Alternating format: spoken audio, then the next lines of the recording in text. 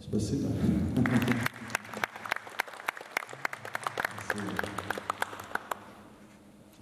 Доброе утро. Subject of the day is shooting. And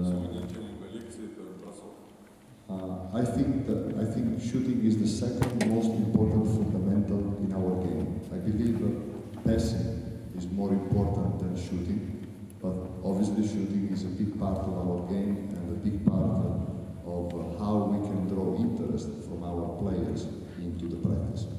Броски — это одна из основных частей нашей игры.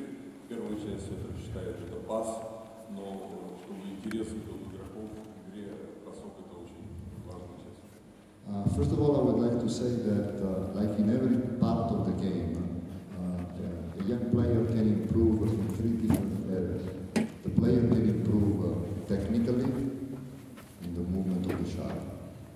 Если говорить о броске, о составляющих частях этого действия, то, конечно, техника — это начало первого выноса. The player can improve physically because he can gain more balance, better balance. He can have better core. He can find more strength in the legs and in the arms with specific work. Вынос состоит из нескольких частей. Физическая часть очень важна. Это, конечно, составляющая руки, потом пресса, для того, чтобы силы ног, также для того, чтобы было направление и траектория правильного.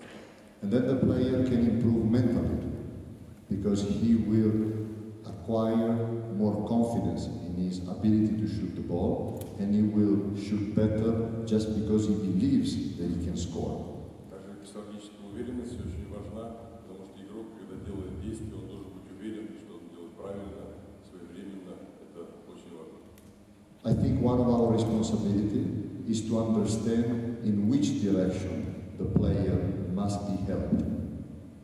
Sometimes you need to understand if there is something wrong in the techniques, or if there is some lack of strength or coordination, or if it's just a problem that the player does not believe enough in himself.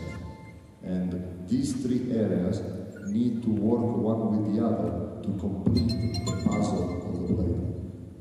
Ну, конечно, также надо знать, чтобы учить игроков, в первую очередь, это техника, как сказал Леня, потом есть специально особенные координации игрока, когда он атлетичный, высоко прыгучий и так далее. И, конечно, эти психологическая уверенность. I think one of our most difficult parts in our work is to look and understand where we can put our hands. We are like one of those persons who repair cars. We need to understand where is the problem before putting the hands on the car. Sometimes we are anxious to put our hands on the car and we don't know where we are putting our hands.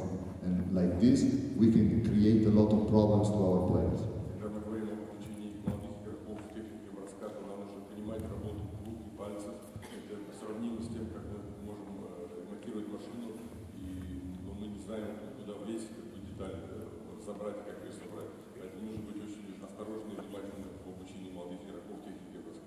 One last thing that I would like to add is that not only when we train our players to shoot, but in every part of our training, one of our great work is to help the players to understand how to correct themselves.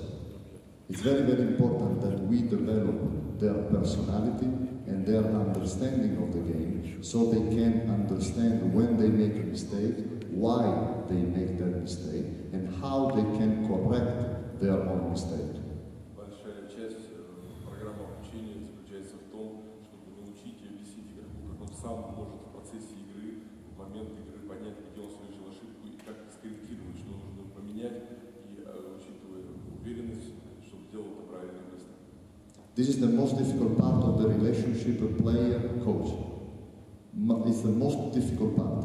Because for every person who does one work, it's very simple to receive instruction, to do, and then if something is wrong, listen to the coach. I don't like this kind of relationship. I want my player to learn how to correct himself so that he will be able one day to anticipate the mistake.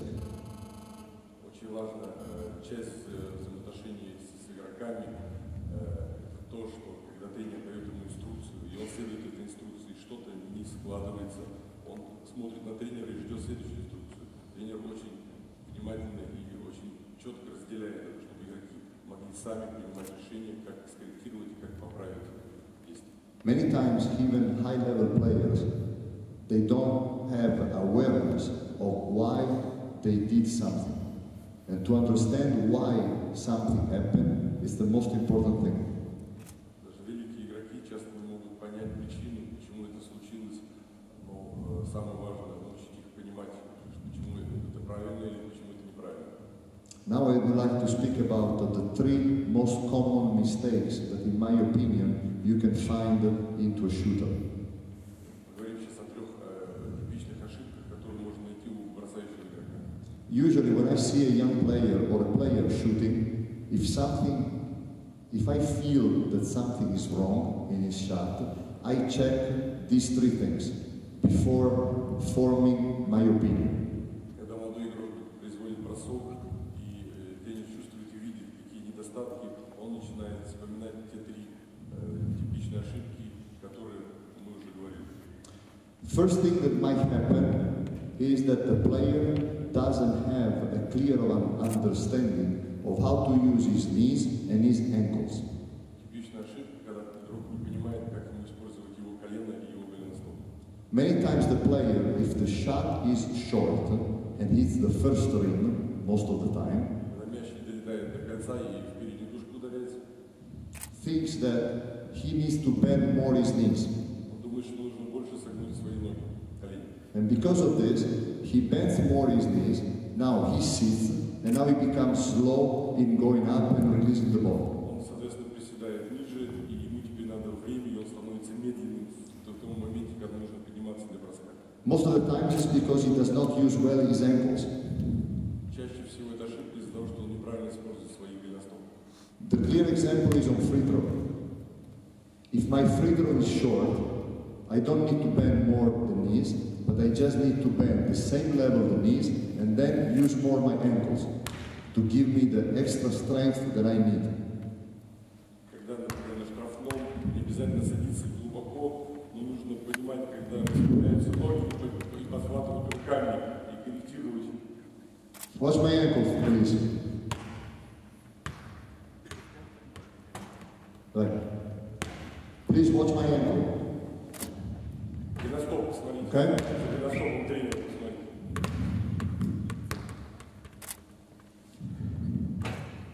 The second time I bent exactly the same way my knees. My knees were bent at the same time, all the three shots. The last time I just used a little bit my ankles. Все три броска были произведены от одинакового уровня выхода с колена, но два первых броска тренер не использовал голеностоп, а в третьем броске использовал голеностоп на подъем.